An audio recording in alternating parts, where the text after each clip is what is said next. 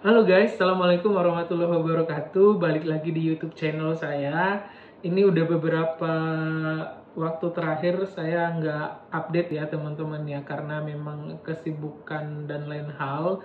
Jadi saya cukup sulit untuk membagi waktu update video di YouTube channel ini. Tapi kali ini saya coba benar-benar sisihkan waktu untuk membuat video ini. Jadi saya harap video ini bermanfaat buat teman-teman, dan perlu saya sampaikan juga bahwa video ini pure adalah perspektif saya sendiri gitu. Jadi kalau teman-teman merasa ada yang kurang pas, ada yang kurang cocok, itu haknya teman-teman gitu.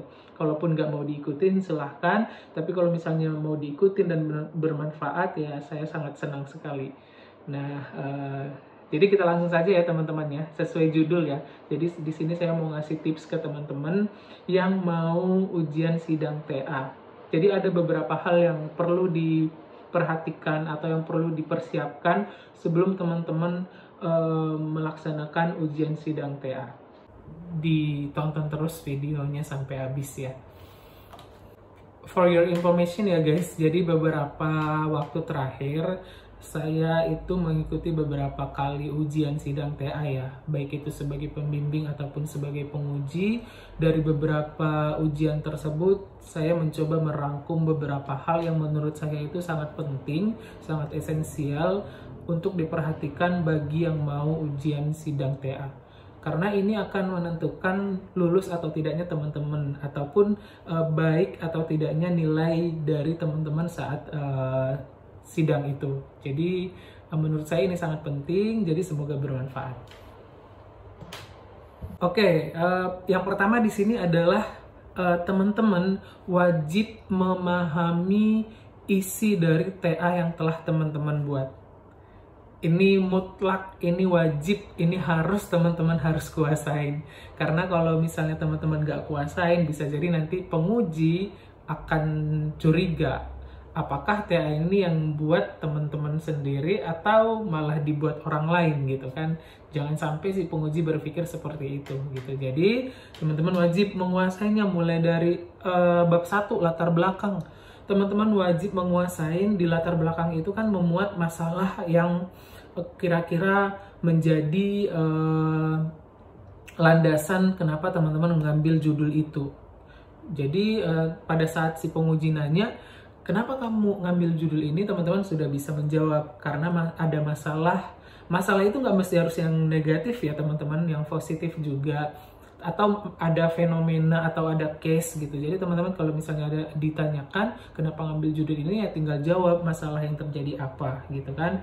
Dan tujuan kamu apa untuk meneliti itu, dan nanti bisa kamu berikan solusi-solusi dari hasil penelitian ataupun hasil laporan yang telah teman-teman buat gitu kan. Terus di bab 2 ada tinjauan pustaka. Ini juga teman-teman wajib kuasain teori-teori yang teman-teman pakai untuk membahas hasil dan pembahasan di bab 4 gitu. Teman-teman misalnya nih teman-teman lagi meneliti wisata budaya gitu kan. Teman-teman udah wajib tahu, udah wajib di luar kepala apa itu pengertian wisata budaya misalnya kan, ataupun kategori-kategori wisata budaya itu. Kalau misalnya teman-teman pakai teori-teori itu, wajib teman-teman pahamin. Jadi pada saat si penguji tanya, meskipun sebenarnya sudah ada di draft ya, tapi namanya penguji, dia akan mencoba menguji teman-teman kira-kira sejauh mana pemahaman teman-teman. Jadi harus teman-teman udah di luar kepala. Pada saat ditanyakan apa itu wisata budaya, teman-teman tinggal jawab menurut ini gitu kan. Jadi jawabannya nggak ngambang, nggak kemana-mana. Teman-teman cukup jawab menurut si ini tahun segini wisata budaya adalah ini, dan menurut si ini wisata budaya adalah ini. Jadi pada saat ditanya seperti itu, si penguji akan merasa oh ternyata dia paham gitu kan. Nah selanjutnya juga di bab 3 metode pelaksanaan atau metode penelitian, teman-teman wajib paham. Ya kadang ini menjadi dikesampingkan orang-orang ya, tapi ini hal yang sangat penting juga.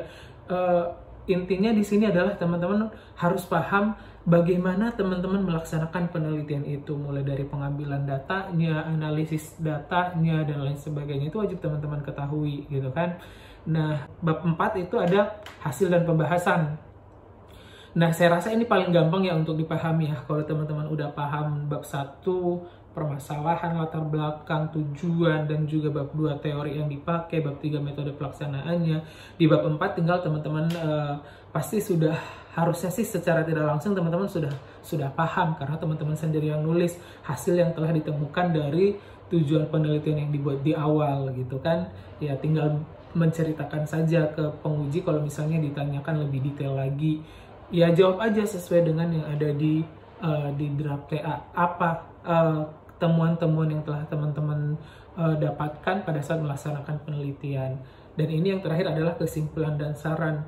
Nah ini juga gampang teman-teman, tinggal ingat apa nih kesimpulan dari penelitian yang telah teman-teman lakukan dan apa nih sarannya terhadap penelitian yang telah dilakukan. Nah, jadi teman-teman itu ya, poin pertama teman-teman wajib harus menguasai isi dari TA teman-teman gitu. Nah, yang kedua adalah teman-teman harus memperhatikan penampilan. Nah, penampilan di sini saya bagi 3, yaitu penampilan dari grooming kita atau fisik gitu. Jadi teman-teman pada saat mau ujian sidang TA harus memperhatikan grooming teman-teman, mulai dari pakaian, terus bagian atas rambut ataupun kerudung. Jadi kalau misalnya teman-teman kelihatan fresh, segar gitu kan, jadi si penguji ataupun pembimbing yang mau menguji juga akan merasa senang untuk mengujinya aja gitu. Jadi ini jangan disepelekan teman-teman. Ini hal yang menjadi penilaian juga buat penguji ataupun pembimbing. Terus penampilan yang kedua adalah PPT-nya teman-teman harus dibuat dengan menarik, jangan boring gitu. Nah ini juga menjadi salah satu penilaian dari penguji ataupun pembimbing gitu. Jadi teman-teman harus membuat PPT yang ya kalau bisa yang ada animasinya, yang apa namanya, yang poin-poinnya saja gitu aja, jangan paragraf yang banyak-banyak yang membuat kita boring untuk melihatnya. Nah dan yang ketiga penampilan saat teman-teman presentasi gitu. Jadi teknik presentasi di sini juga perlu diperhatikan. Ini akan menjadi penilaian buat penguji ataupun pembimbing. Jadi teman-teman pada saat presentasi ya harus diperhatikan public speakingnya ya, harus diperhatikan intonasinya, terus artikulasinya. Jadi pada saat teman-teman presentasi, si penguji ataupun si pembimbing yang memperhatikan itu merasa lebih tertarik untuk melihat presentasinya teman-teman gitu. Jadi hal yang sangat penting untuk memperhatikan penampilan. Nah yang ketiga adalah teman-teman pada saat si penguji sudah mulai menanyakan terkait isi dari TA teman-teman atau sudah mulai menguji teman-teman, teman-teman wajib menjawab secara konsisten ya. Jadi jangan sampai teman-teman ditanya penguji si A iya, penguji si B iya. Kadang si penguji itu memang sengaja membolak-balikkan gitu loh, melihat konsistensinya teman-teman gitu. Menurut si penguji A, dia kasih saran seperti ini, kamu iya. Terus di penguji B kasih saran seperti ini kamu iya. Padahal itu yang bertolak belakang. Nah itu akan terlihat kamu tidak konsisten gitu. Jadi harus tetap konsisten dan juga jangan sampai lari dari isi TA-nya teman-teman. Karena si penguji itu akan melihat sesuai nggak yang kamu jawab dengan yang ada di TA-nya teman-teman, di draft-nya.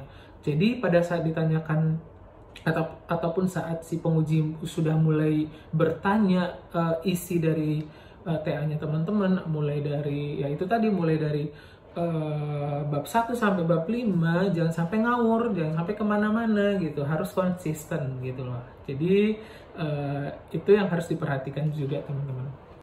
Nah yang keempat adalah teman-teman, ini juga menjadi hal yang harus diperhatikan ya. Jangan sampai teman-teman itu pada saat menjawab pertanyaan dari penguji dan apa namanya ada suatu hal yang yang dipertanyakan oleh penguji, jangan sampai teman-teman menyalahkan pembimbing. Nah, jadi kalau misalnya ditanyakan, kenapa kamu buat seperti ini gitu kan? Ya, karena pembimbing menyuruhnya seperti itu. Itu kesalahan yang fatal ya teman-teman gitu. Apalagi si pembimbingnya itu ada di situ, dia pasti akan ngerasa, aduh, ini anak melimpahkan kesalahan ini gitu kan. Jadi secara psikis si pembimbingnya udah mulai bete ini kalau misalnya nanti ke depannya dia harus membimbing kamu lagi gitu kan. Jadi jangan sampai teman-teman meskipun benar gitu kan, itu sesuai arahannya pembimbing, tapi kalau bisa teman-teman saat ditanyakan oleh penguji, jawab yang diplomatis saja teman-teman gitu kan. Misalnya kayak ya itu memang sudah hasil diskusi gitu kan, itu lebih diplomatis hasil diskusi saya dengan pembimbing, tapi kalau misalnya perlu diperbaiki akan diperbaiki gitu teman-teman. Jadi jangan sampai teman-teman melimpahkan kesalahan itu benar-benar ke pembimbing, apalagi kalau misalnya teman-teman tambahin saya juga sudah membuat seperti itu tapi pembimbing suruh ganti. Aduh, itu sangat fatal sekali teman-teman. Jangan sampai teman-teman menjawab seperti itu, karena nanti secara psikis pembimbing yang ada di situ pasti akan ngerasa si ini nih nggak mau menjatuhkan saya di depan penguji seperti itu. Jadi jangan sampai ya teman-teman menjawab seperti itu. Nah, yang terakhir, yang kelima adalah yang harus diperhatikan pada saat teman-teman mau ujian sidang atau TA. Teman-teman harus benar-benar memperhatikan masukan dan saran dari penguji. Nah, teman-teman bagaimana cara memperhatikannya? Teman-teman harus menyimaknya. Kalau bisa teman-teman harus menulis, sesekali mengangguk kepala. Jadi si penguji yang memberikan saran merasa dihargai banget nih masukan saya dan saran saya gitu loh. Jangan sampai teman-teman pada saat si penguji memberikan masukan atau saran, teman-teman hanya diem aja, ataupun tidak ada respon apapun, mengangguk ataupun mencatat gitu kan, ataupun merekam gitu. Ada beberapa yang sudah ujian yang selama ini yang saya lihat, pada saat si penguji memberikan masukan atau saran dia hanya diam gitu loh. Dan pada saat dengan dia diam seperti itu, si penguji pasti akan nanya, kamu paham gak semua yang setelah disampaikan? Ingat gak nanti semua yang sudah disampaikan gitu? Karena kadang ya, kecuali kalau memang daya ingatnya teman-teman tinggi ya gitu kan, jadi cukup didengarkan nanti pasti ingat semua. Tapi menurut saya itu sangat jarang gitu kan. Jadi sebaiknya teman-teman pada saat si penguji memberikan masukan atau saran, sebaiknya teman-teman catat ataupun direkam gitu. Jadi pada saat nanti sudah selesai ujian, pada saat direvisi, teman-teman ingat semua nih yang telah dikasih masukan dan saran dari si penguji itu. Nanti pada saat revisian udah menghadap ke penguji, semua yang diminta si penguji itu sudah diperbaiki semua dan akhirnya dia cepat memberikan ACC gitu. Tapi kalau teman-teman cuman diam aja, mendengarkan masukan dan saran dan tidak mencatat ataupun tidak rekam dan lain sebagainya, hanya diam, ya pasti si penguji akan ngerasa ini anak nih dikasih tahu ini itu pasti nggak dihargain ataupun nggak akan diturutin seperti itu. Jadi pada saat si penguji ataupun si pembimbing ngasih masukan atau saran, sebaiknya dicatat, direkam, dan juga dikasih respon mengangguk ataupun menjawab iya pak, baik pak, akan diperbaiki, itu akan lebih bagus. Nah, sehingga si penguji merasa masukan dan sarannya dihargai, diterima, seperti itu.